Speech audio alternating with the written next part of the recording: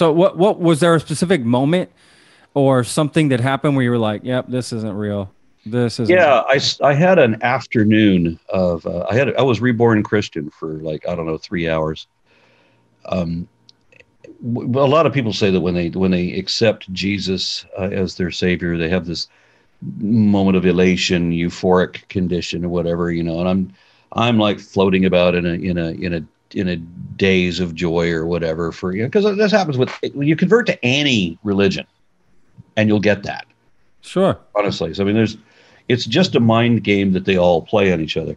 And so I remember being just having a moment of skepticism and asking a friend of mine, my best friend in high school, who is now a Southern Baptist minister and a young Okay. Earth creationist.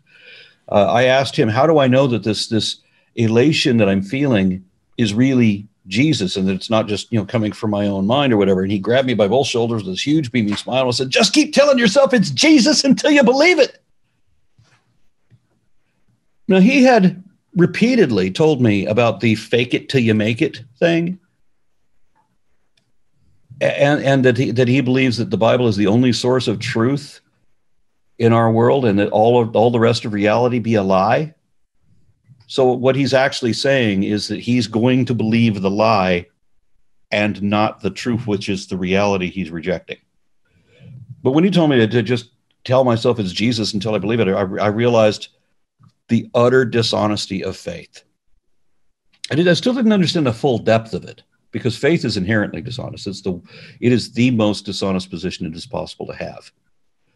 I left theism in that moment. I never had an interest in there being a God because God just doesn't make sense to me. I could see a biosphere of the cosmic oneness of all life being interconnected in some spiritual way. That made sense. Like what Obi-Wan Kenobi describes the Force.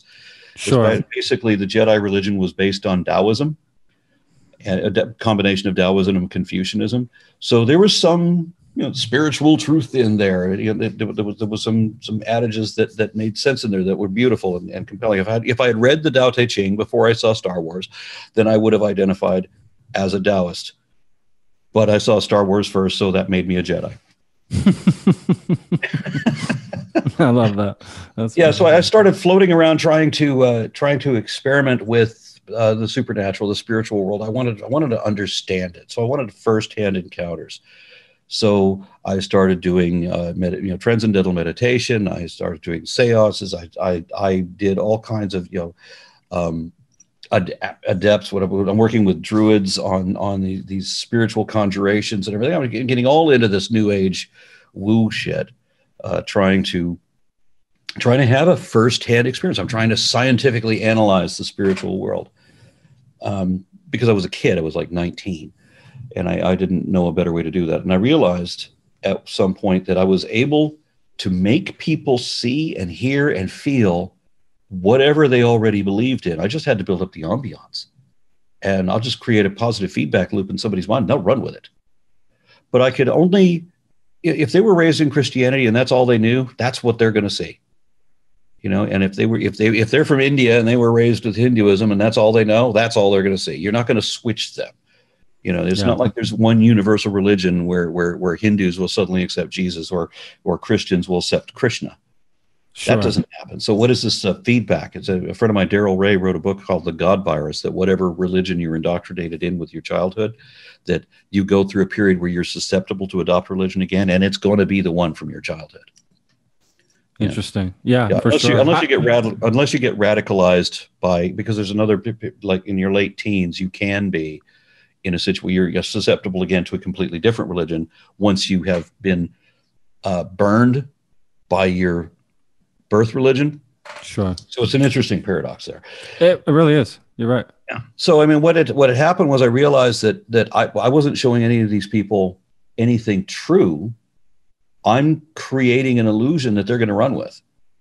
And then I realized that some of the things that I was practicing, some of my proofs that I could demonstrate to people, I started re-examining that, and I realized that I wasn't just fooling other people, I was fooling myself. And I don't want to go into the details of it because it's a part of my life that I'm just deeply embarrassed about. And it's funny that people who still feel spiritual thinkers, so proud to proclaim these experiences that they have. And I've had better than most. And I realize now that, you know what, my experiences were much more profound than yours. And I still realize now that they're crap. I still remember it happening. And I realized that the painful realization that it couldn't have happened, that it was all in my mind, and that's it. Yep. It's amazing what the mind can do. And this is one of the things I hate about prayer, because the only purpose for prayer is that if you start talking to any imaginary being, it doesn't matter what God it is. You can talk to any God, any religion. It doesn't have to be a God. You can talk to the spirits of your dead ancestors. You can talk to extraterrestrial telepaths sending you transmissions through your tinfoil.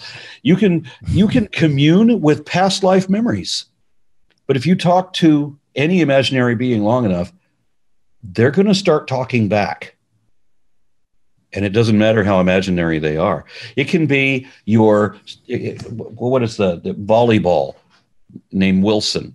Eventually, it's going to start talking back. Yeah. So it's human psychology. And this is what prayer is.